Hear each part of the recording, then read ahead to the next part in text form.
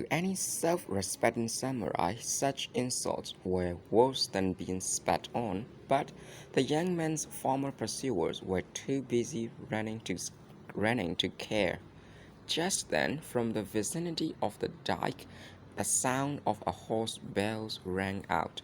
The river and the frost in the fields reflected enough light for the young man to make out a form on horseback and another running along behind. The frosty breath steamed from their nostrils. They seemed oblivious of the cold as they speed along. The three fleeing samurai nearly collided with the horse as his rider brutally reined him up short. Recognizing the three, Seijiro scowled furiously. "What are you doing here?" he barked. "Why are you running to?" It's the young master," one of them stammered. Ueda Rohei, appearing from behind the horse, lit into them. "What's the meaning of this? You're supposed to be escorting the young master, you pack of fools. I suppose you were too busy getting yourselves into another drunken brawl." The three, rattled but righteously indignant, spelled out the story of how, far from being in a drunken fight, they had been defending the honor of the Yoshioka school and its master, and how they had come to grief at the hands of a young but demonic samurai. "Look!" cried one of them. "He's coming this way." Terrified eyes watched the approaching enemy. "Quiet down," Rohei ordered in a disgusted voice. "You talk too much. Fine ones you are to protect the honor of the school. We'll never be able to live down that performance. Stand aside. I'll take care of him myself." He took a challenging stance and waited. The young man rushed toward them. "Stand and fight," he was shouting. "Is running away the Yoshioka version of the art of war? I personally don't want to kill you, but my drying pole's still thirsty. The least you can do, cowards that you are, is leave your heads behind." He was running along the dike with enormous, confident strides and seemed likely to leap right over the head of Rohei, who spat on his hands and re-gripped his sword with resolution.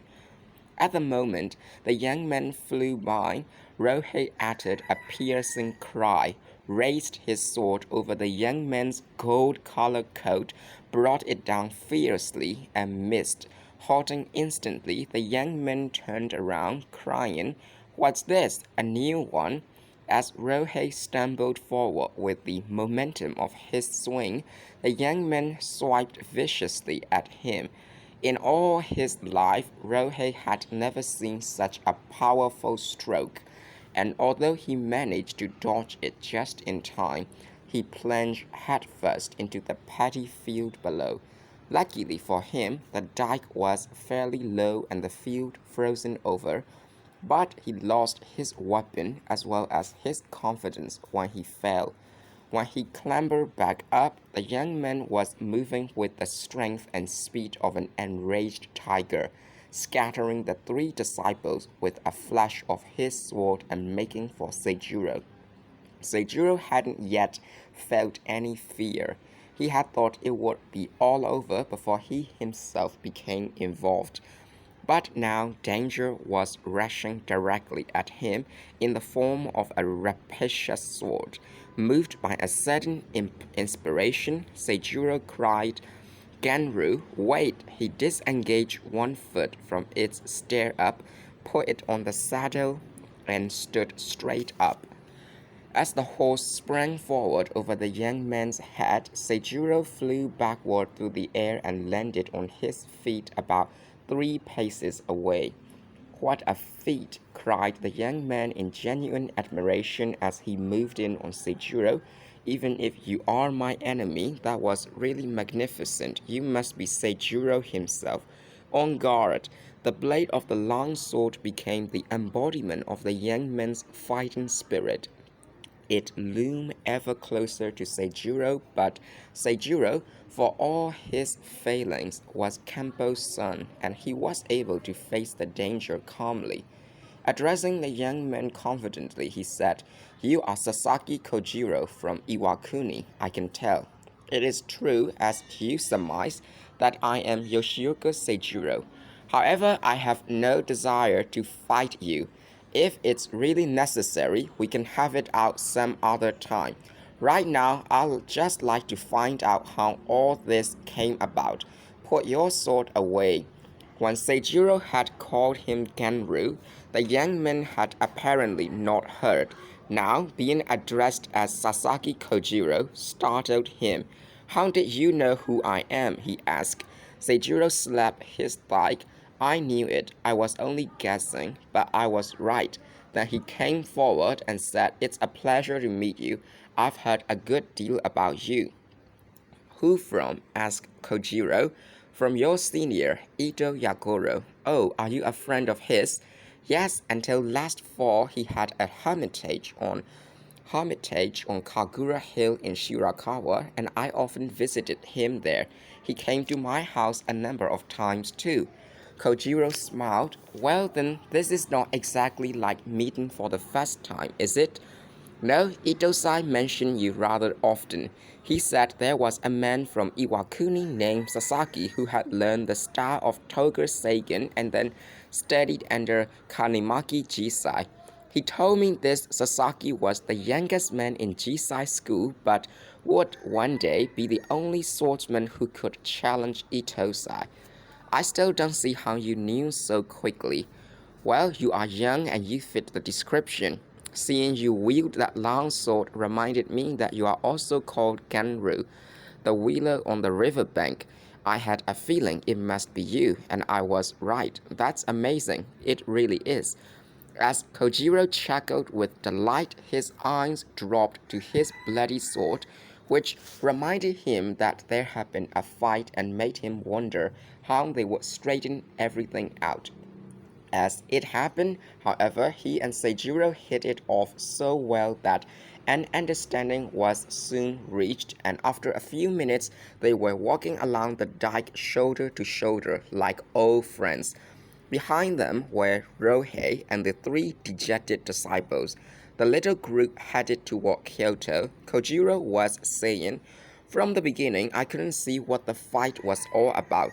I had nothing against them." Seijiro's thoughts were on Gion Toji's recent conduct. "I'm disgusted with Toji," he said. "When I get back, I'll call him to account. Please don't think I have any grudge against you. I'm simply mortified to find that the men in my school aren't better disciplined." "Well, you can see what sort of man I am," Kojiro replied. "I talk too big and I'm always ready to fight anybody. Your disciples weren't the only ones to blame. In fact, I think you should give them some credit for trying to defend your school's good name. It's unfortunate they are not much as fighters, but at least they tried. I feel a little sorry for them." "I'm the one to blame," Seichiro said simply.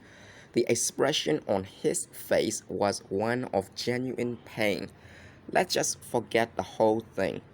Nothing would please me more." The sight of the two making up came as a relief to the others.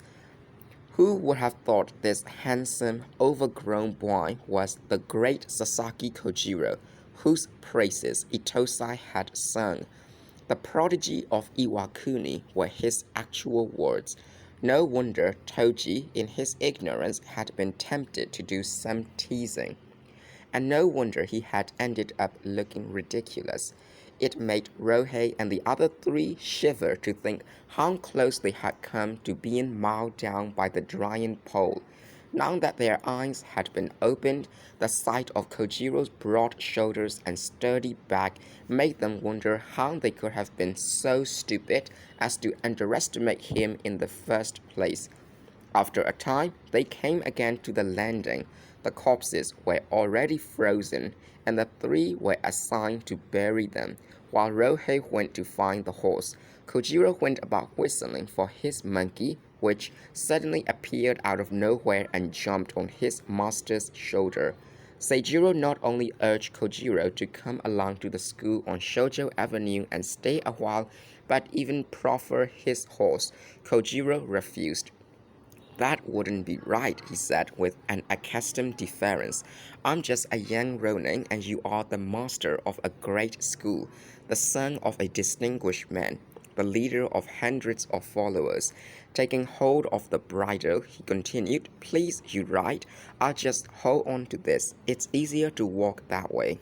If it's really alright for me to go with you, I'd like to accept your offer and stay with you in Kyoto for a time. Seijuro, with equal cordiality, said, Well then, I'll write for now, and when your feet get tired, we can change places. Seijuro, faced with the certain prospect of having to fight Miyamoto Musashi at the beginning of New Year, at the beginning of the new year, was reflecting that it was not a bad idea to have a swordsman like Sasaki Kojiro around. Eagle Mountain. In the 1550s and 1560s, the most famous master swordsmen in eastern Japan were Sugahara Bokuden and Lord Koizumi of Ise, whose rivals in central Honshu were Yoshioka Kempo of Kyoto and Yagyu Muniyoshi of Yamato. In addition, there was Lord Kitabatake Tomonori of Kuwana, a master of the martial arts and an outstanding governor.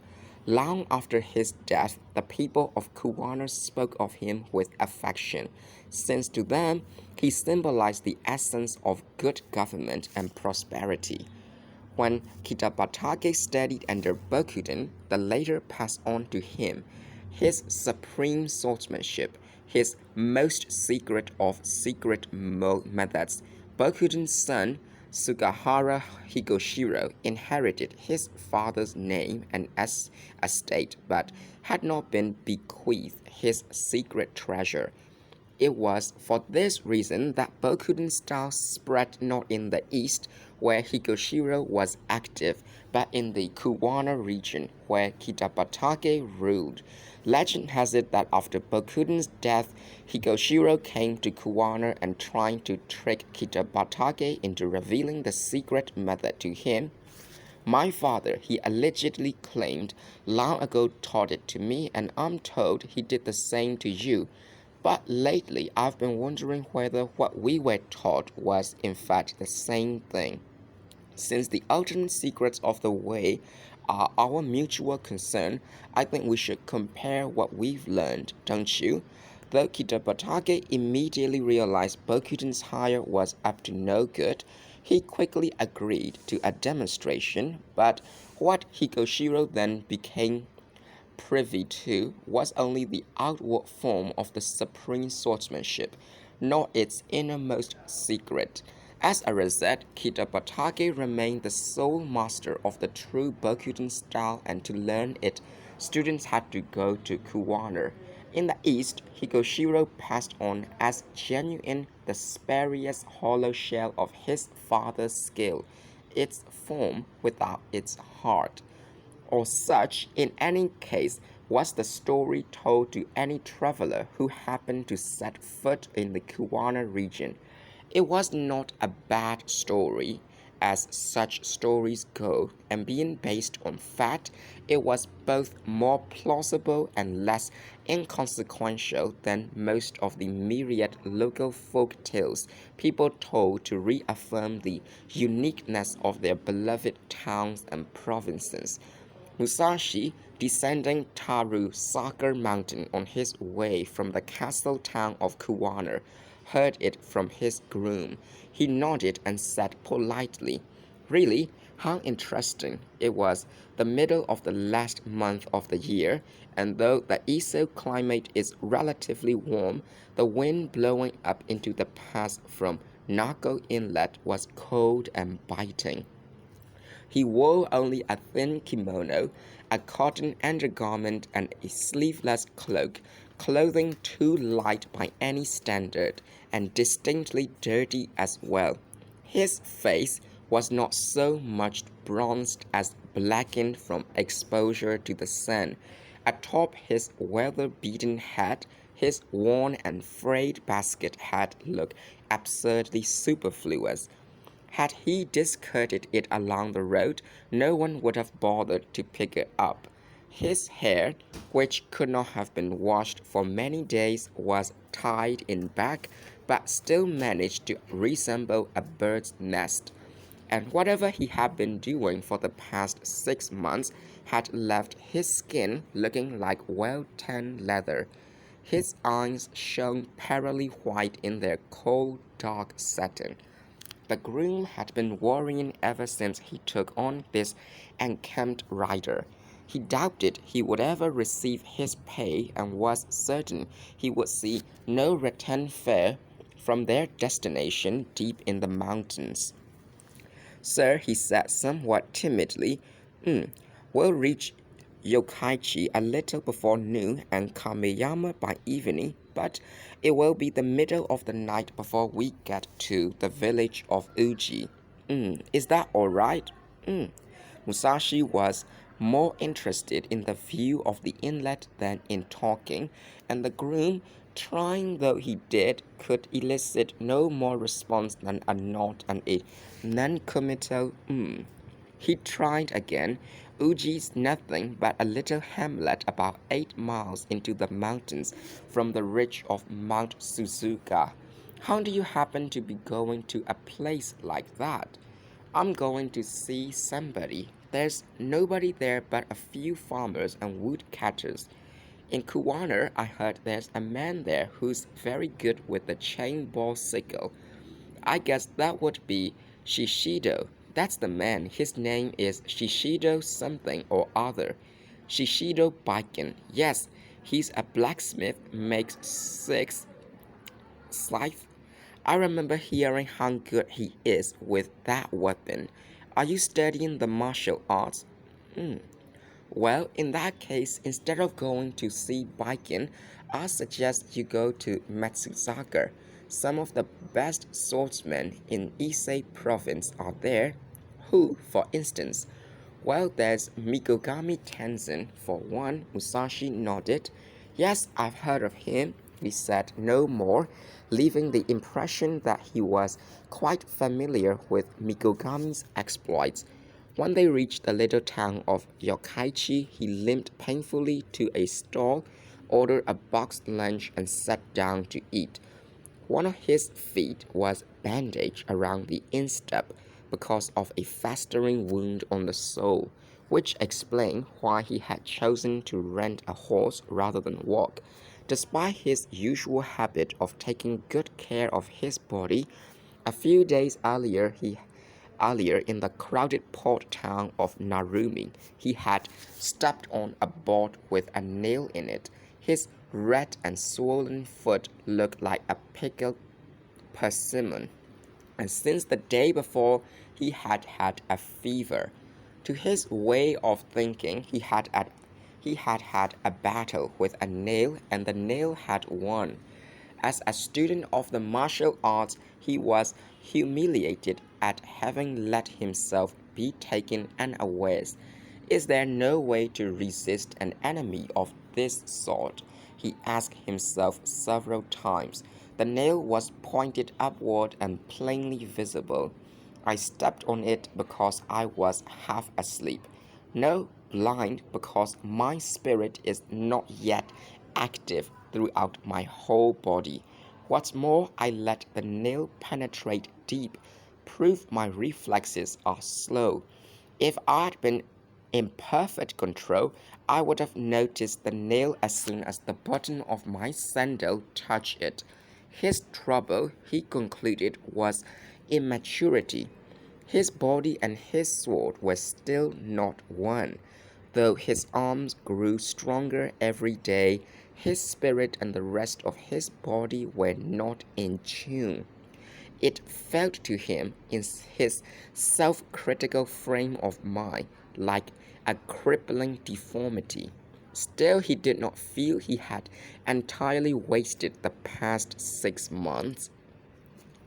After fleeing from Yagyu, he had gone first to Igar, then up the Omi High Road, then through the provinces of Mino and Owari. At every town, in every mountain ravine, he had sought to master the true way of the sword.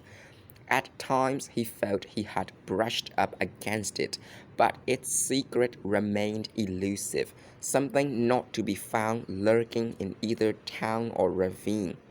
He couldn't remember how many warriors he had clashed with. There had been dozens of them, all well trained, superior swordsmen. It was not hard to find able swordsmen. What was hard to find was a real man, while the world was full of people, all too full. Finding a genuine human being was not easy.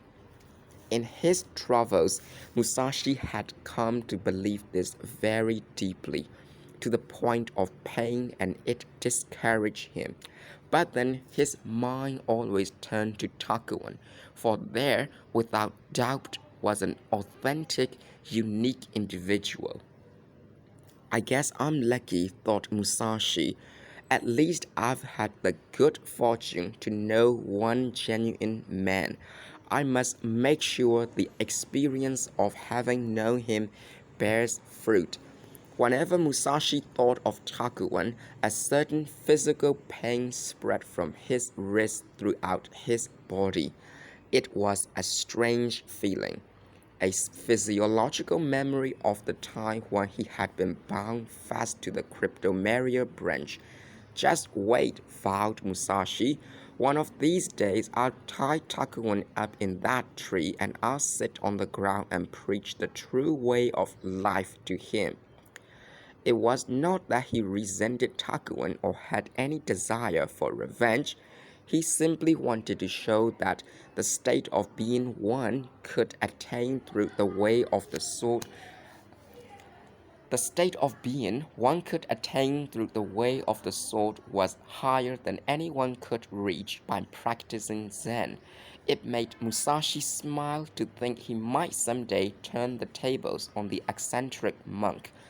It could happen, of course, that things would not go exactly as planned, but supposing he did make great progress, and supposing he was eventually in a position to tie Takuan up in the tree and lecture him, what would Takuan be able to say then? Surely he would cry out for joy and proclaim, "It's magnificent, I'm happy now." But no, Takuan would never be that direct.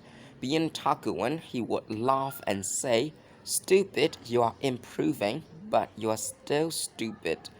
The actual words wouldn't really matter. The point was that Musashi felt, in a curious way, that hitting Takuan over the head with his personal superiority was something he owed to the monk, a kind of debt. The fantasy was innocent enough. Musashi had set out upon a way of his own and was discovering day by day how infinitely long and difficult the path to true humanity is, when the practical side of his nature reminded him of how much farther along that path Takuan was than he. The fantasy vanished.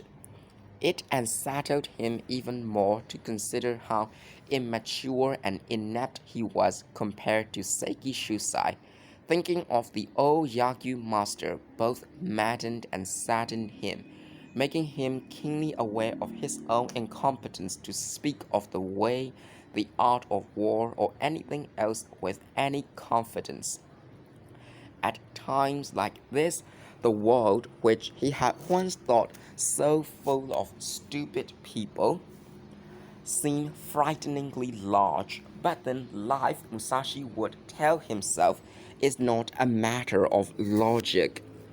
The sword is not logic.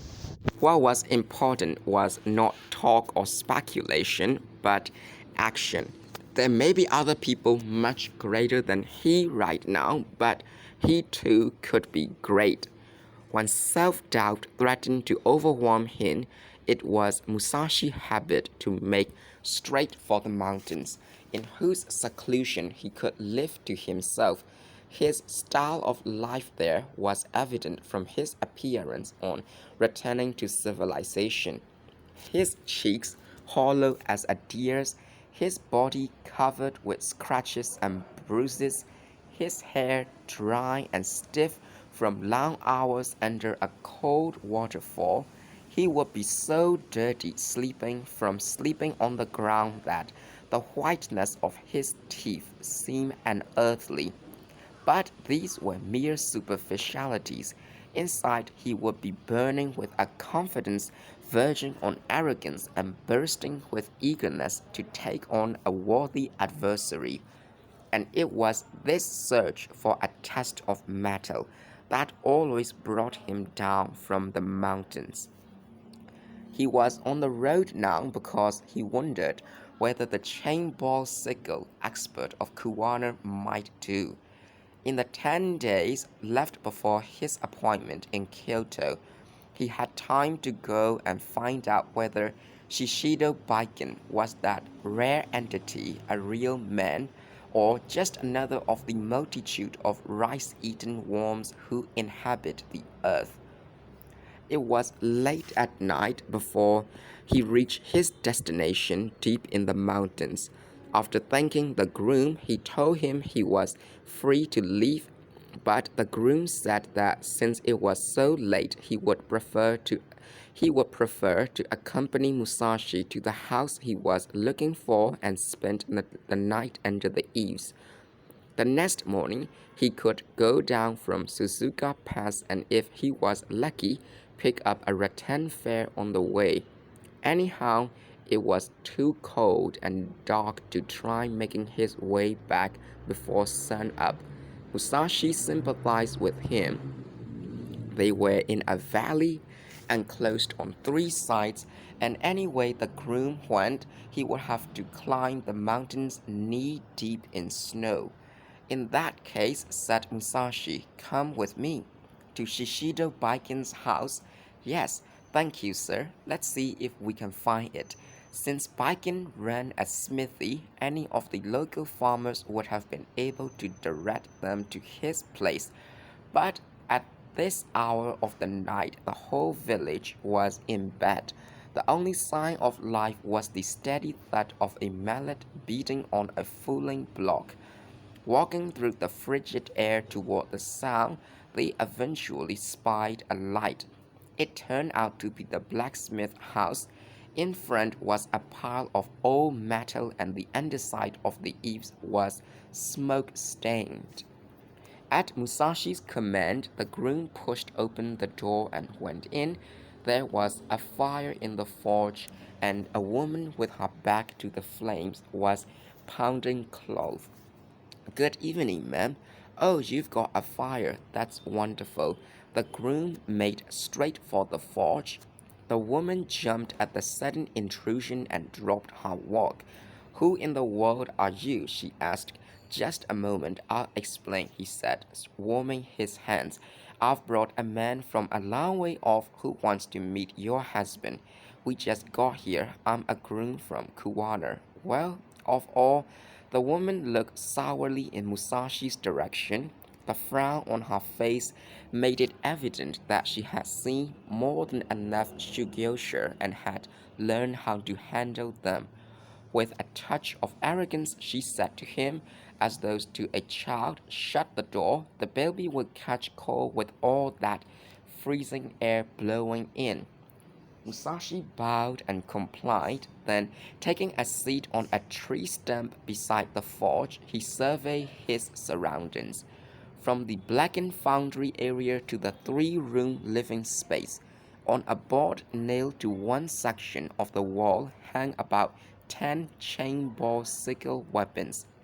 He assumed that was what they were, since, if the truth be told, he had never laid eyes on the device. As a matter of fact, another reason for his having made the journey here was that he thought a student like himself should become acquainted with every type of weapon. His eyes sparkled with curiosity. The woman, who was about 30 and rather pretty, put down her mallet and went back into the living area.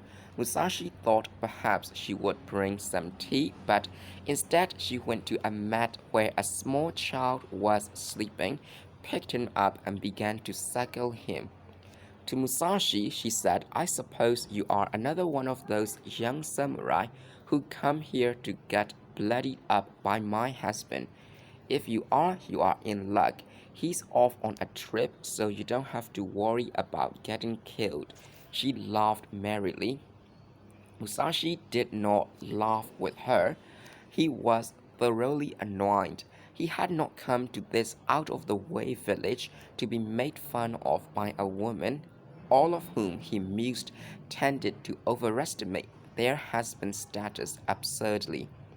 This wife was worse than most. She seemed to think her spouse the greatest man on earth. Not wanting to give offense, Musashi said, I'm disappointed to learn that your husband's away. Where did he go? To the Arakiter house. Where's that? You've come to Issei and you don't even know the Arakiter family. The baby at her breast began to fret, and the woman, forgetting about her guest, started to sing a lullaby in the local dialect. Go to sleep. Sleeping babies are sweet. Babies who wake and cry are naughty, and they make their mothers cry too. Thinking he might at least learn something by taking a look at the blacksmith's weapons, Musashi asked, Are those the weapons your husband wields so well? The woman grunted, and when he asked to examine them, she nodded and grunted again. He took one down from its hook. So this is what they are like, he said, half to himself. I've heard people are using them a good deal these days. The weapon in his hand consisted of a metal bar about a foot and a half long, easily carried in one's obi, with a ring at one end to which a long chain was attached. At the other end of the chain was a heavy metal ball, quite substantial enough to crack a person's skull. In a deep groove on one side of the bar, Musashi could see the back of a blade. As he pulled at it with his fingernails, it snapped out sideways like the blade of a sickle. With this, it would be a simple matter to cut off an opponent's head. I suppose you hold it like this, said Musashi, taking the sickle in his left hand and the chain in his right. Imagining an enemy in front of him, he assumed a stance and considered what movements would be necessary. The woman who had turned her eyes from the baby's bed to watch chided him. Not that way, that's terrible. Stuffing her breast back into her kimono, she came over to where he was standing.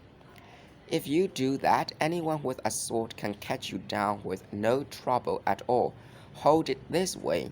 She snatched the weapon from his hands and showed him how to stand.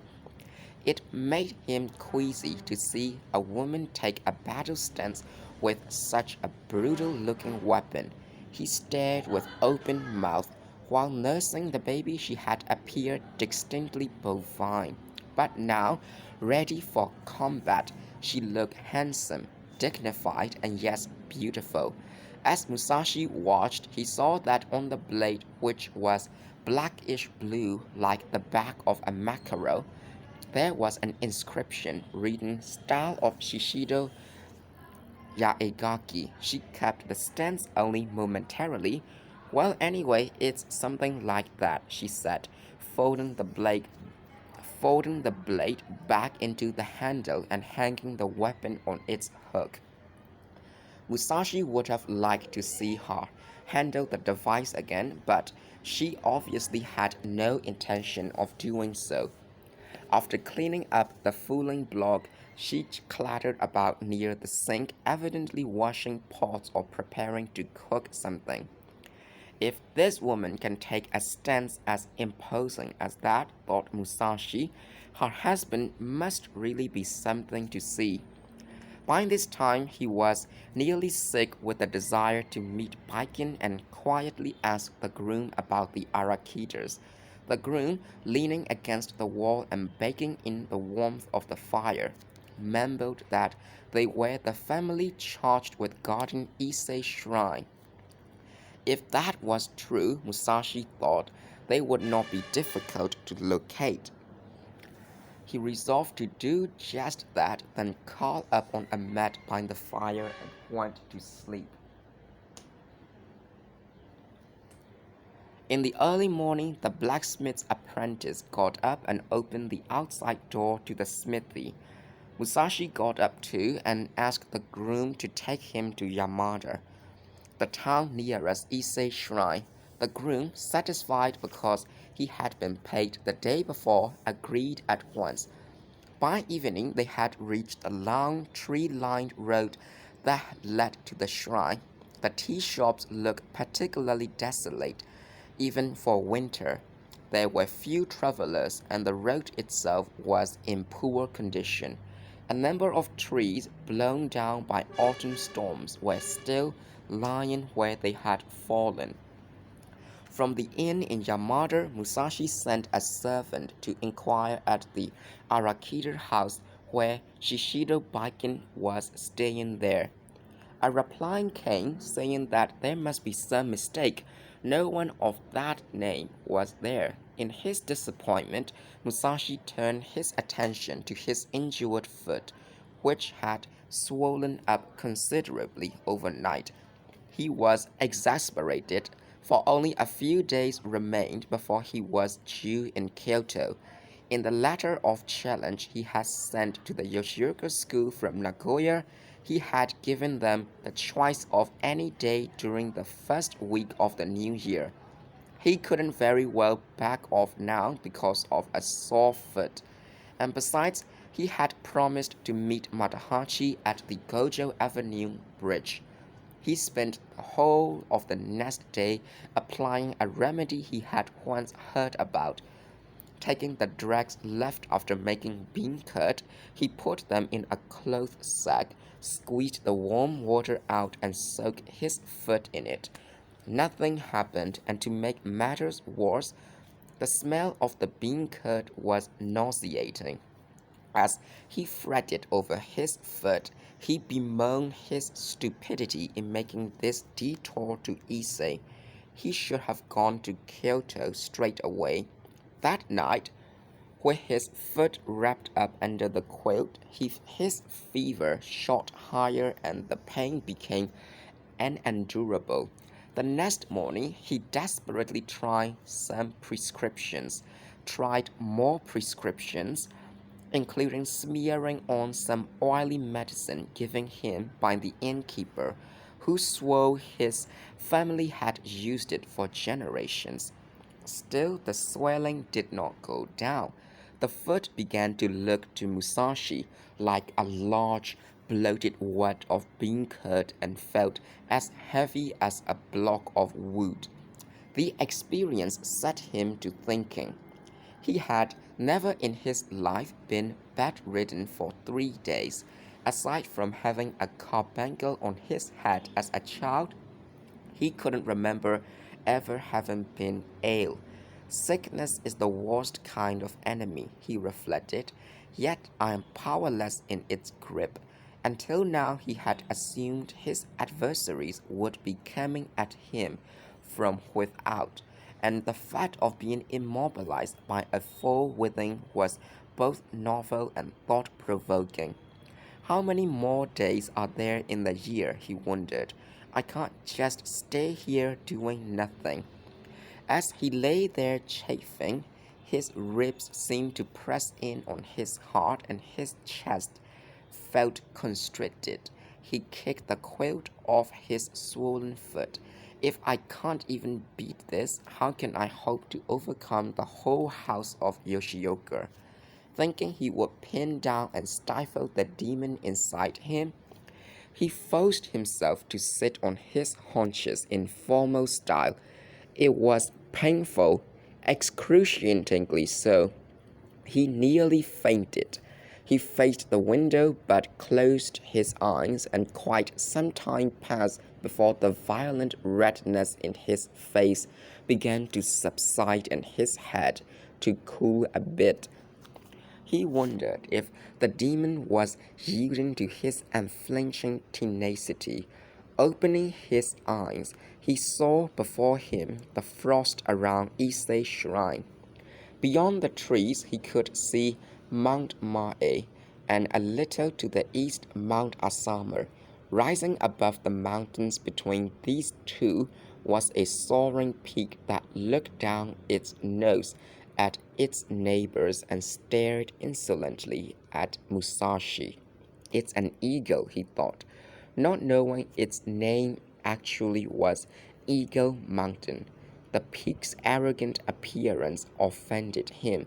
Its haughty pose taunted him until his fighting spirit was once again stirred. He could not help thinking of Yaku Seki Shusai, the old swordsman who resembled this proud peak, and as time passed, it began to seem the peak was Seki Shusai, looking down at him from above the clouds and laughing at his weakness and insignificance. Staring at the mountain, he became for a time oblivious of his foot. But presently the pain reasserted its claim on his consciousness. Had he rammed his leg into the fire of the blacksmith's forge, it couldn't have hurt any more, he thought bitterly. Involuntarily, he drew the big round thing out from under him and glared at it, unable to accept the fact that it was really a part of him. In a loud voice, he summoned the maid. When she did not appear promptly, he beat on the tatami with his fist. "Where is everybody?" he shouted. "I'm leaving. Bring the bill, fix me some food, some fried rice, and get me 3 pairs of heavy straw sandals." Soon he was out on the street, limping through the old marketplace where the famous warrior Taira no Tadakiyo, the hero of the story of the Hogan War, was supposed to have been born. But now little about it suggested a birthplace of heroes. It was more like an open-air brothel, lined with tea stalls and teeming with women. More temptresses than trees stood along the lane, calling out to travelers and latching on to the sleeves of passing prospects as they flirted, coaxed, and teased. To get to the shrine, Musashi had to literally push his way through them, scowling and avoiding their impertinent stares. "What happened to your foot? Shall I make it feel better? Here, let me rub it for you." They pulled at his clothing, grabbed at his hands, grasped his wrists. A good-looking man won't get anywhere frowning like that. Musashi reddened and stumbled along blindly, utterly without defense against this kind of attack. He apologized to some and made polite excuses to others, which only made the women titter. When one of them said he was as cute as a baby panther, the assault of the whitened hands intensified. Finally, he gave up all pretense of dignity and ran, not even stopping to retrieve his hat when it flew off. The giggling voices followed him through the trees outside the town. It was impossible for Musashi to ignore women, and the frenzy of their pawing hands aroused in him took long to subside. The mere memory of the scent of pungent white powder would set his pulse racing, and no amount of mental effort could calm it.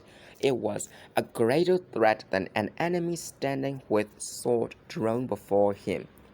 He simply did not know how to cope with it. Later, his body burning with sexual fire, he would toss and turn all night. Even innocent Otsu sometimes became the object of his lustful fantasies. Today he had his foot to take his mind off the women, but running from them when he was barely able to walk, he might as well have been crossing a bed of molten metal. At every other step, a stab of anguish shot to his head from the sole of his foot. His lips reddened, his hands grew as sticky as honey, and his hair smelled acrid from sweat. Just lifting the injured foot took all the strength he could muster.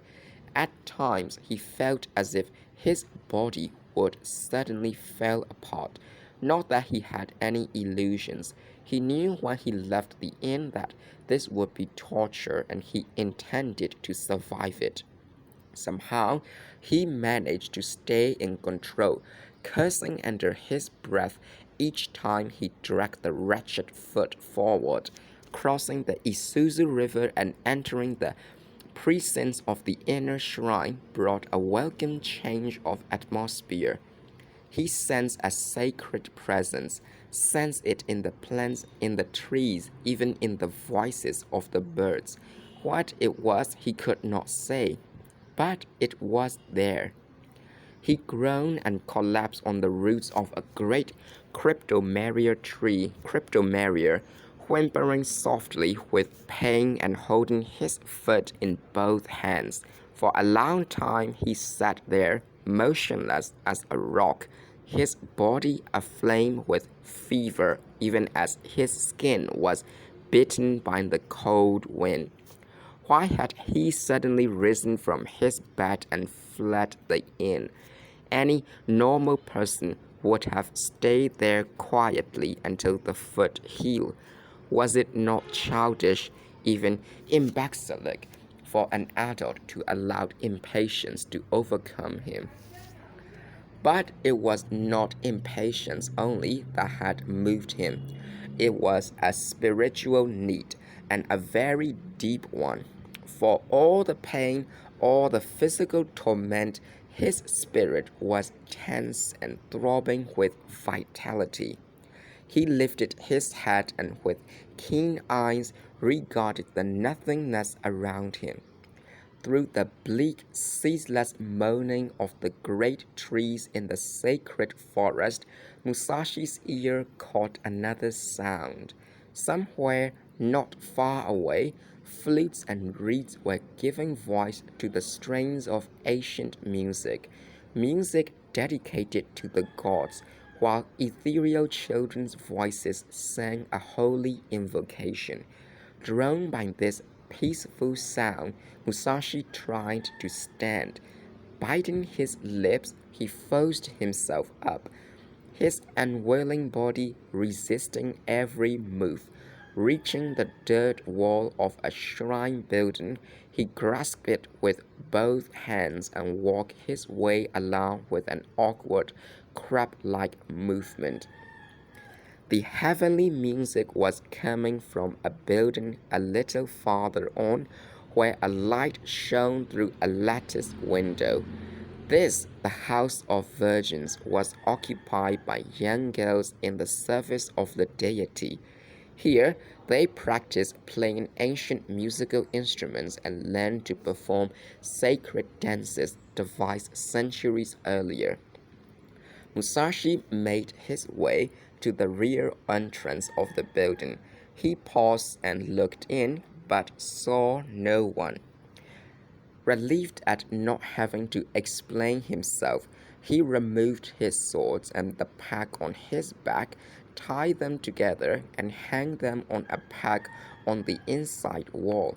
Thus encumbered, he put his hands on his hips and began hobbling back toward the Isuzu River. An hour or so later, completely naked, he broke the ice on the surface and plunged into the frigid waters. And there he stayed, splashing and bathing, dunking his head, purifying himself. Fortunately, no one was about. Any passing priest would have thought him insane and driven him away. According to Issei legend, an archer named Eiji Yoshinaga had long ago attacked and occupied a part of the Issei shrine territory. Once ensconced, he fished in the sacred Isuzu River and used falcons to catch small birds in the sacred forest. In the course of these sacrilegious plunderings, the legend said he went totally insane, and Musashi, acting as he was, could easily have been taken for the madman's ghost. When finally he leaped onto a boulder, it was with the lightness of a small bird. While he was drying himself and putting on his clothes, the strands of hair along his forehead stiffened into slivers of ice. To Musashi, the icy plunge into the sacred stream was necessary. If his body could not withstand the cold, how could it survive in the face of life's more threatening obstacles? And at this moment, it was not a matter of some abstract future contingency, but one of taking on the very real Yoshioka Seijiro and his entire school. They would hurl every bit of strength they had at him. They had to save face. They knew they had no alternative but to kill him, and Musashi knew just saving his skin was going to be tricky. Faced with his prospect, the typical samurai would invariably talk about fighting with all his might or being prepared to face death. But to Musashi's way of thinking, this was a lot of nonsense. To fight a life or death struggle with all one's might was no more than animal instinct. Moreover, while not being thrown off balance by the prospect of death was a mental state of a higher order, it was not really so difficult to face death if one knew that one had to die. Musashi was not afraid to die, but his objective was to win definitively, not just survive, and he was trying to build up the confidence to do so. Let others die heroic deaths if that suited them. Musashi could settle for nothing less than a heroic victory. Kyoto was not far away, no more than 70 or 80 miles. If he could keep up a good pace, he could get there in 3 days, but the time needed to prepare himself spiritually was beyond measuring. Was he inwardly ready? Were his mind and spirit truly one? Musashi wasn't yet able to reply to these questions in the affirmative. He felt that somewhere deep inside him, if there was a weakness, the knowledge of his immaturity.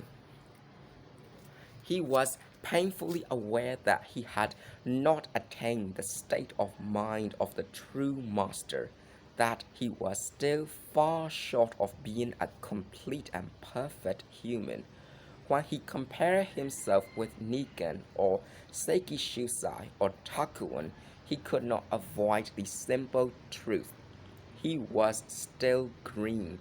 His own analysis of his abilities and traits unveiled not only weaknesses in some areas, but virtual blind spots in others. But unless he could triumph throughout this life and leave an indelible mark on the world around him, he could not regard himself as a master of the art of war. His body shook as he shouted, "I will win, I will," limping on toward the upper reaches of the Isuzu. He cried out again for all the trees in the sacred forest to hear. "I will win." He passed a silent, frozen waterfall and like a primitive man crawled over the boulders and pushed his way through thick groves in deep ravines where few had ever gone before. His face was as red as a demon's. Clinging to rocks and vines, he could, with the utmost effort, advance only one step at a time. Beyond a point called Ichinose, there was a gorge 500 or 600 yards long, so full of cracks and rapids that even the trout could not make their way through it. At the farther end rose an almost sheer precipice. It was said that only monkeys and goblins could climb it. Musashi merely looked at the cliff and said matter-of-factly, "This is it. This is the way to Eagle Mountain." Elated, he saw no impassable barrier here. Seizing hold of strong vines, he started up the rock face, half climbing, half swinging, seemingly lifted by some upside-down gravity. Having reached the cliff top, he exploded with a cry of triumph. From here he could make out the white flow of the river and the silver strand along the shore of Futamigora. Ahead of him, through a sparse grove veiled in nocturnal mist, he saw before his eyes the foot of Eagle Mountain. The mountain was Seiki Shusai. As it had laughed while he had lain in bed, the peak continued to mock him now. His unyielding spirit felt literally assaulted by Seiki Shusai's superiority. It was oppressing him, holding him back. Gradually, his objective took form: to climb to the top and unleash his rancor, to trample roughshod on the head of Seiki Shusai, to show him Musashi could and would win. He advanced against the opposition of weeds, trees, ice, all enemies trying desperately to keep him back. Every step, every breath was a challenge. His recently chilled blood boiled, and his body steamed as the sweat from his pores met the frosty air. Musashi hugged the red surface of the peak, groping for footholds. Each time he felt for a footing he had to struggle, and small rocks would go crashing down to the growth below. 100 feet, 200, 300, he was in the clouds. When they parted, he appeared from below to be hanging weightless in the sky. The mountain peak stared coldly down at him. Now, nearing the top, he hung on for dear life. One false move and he would come flying down in a cascade of rocks and boulders. He puffed and grunted, gasping for air with his very pores. So intense was the strain, his heart seemed about to rise up and explode from his mouth. He could climb but a few feet, then rest, climb a few feet more, then rest again. The whole world lay beneath him, the great forest enclosing the shrine, the white strip that must be the river, Mount Asama, Mount Mae, the fishing village at Tober, the great open sea. Almost there, he thought, just a little more. Just a little more, how easy to say, but how difficult to achieve. For just a little more is what distinguishes the victorious sword from the vanquished. The odor of sweat in his nostrils, he felt giddily that he was nestled in his mother's breast. The rough surface of the mountain began to feel like her skin, and he experienced an urge to go to sleep. But just then a piece of rock under his big toe broke off and brought him to his senses. He groped for another foothold. This is it, I'm almost there. Hands and feet knotted with pain, he clawed again at the mountain. If his body or willpower weakened, he told himself, then as a swordsman he would surely one day be done in. This was where the match would be decided, and Musashi knew it. This is for you, Sekishusa, you bastard. With every pull and tug, he execrated the giants he expected, those supermen who had brought him here and whom he must and would conquer.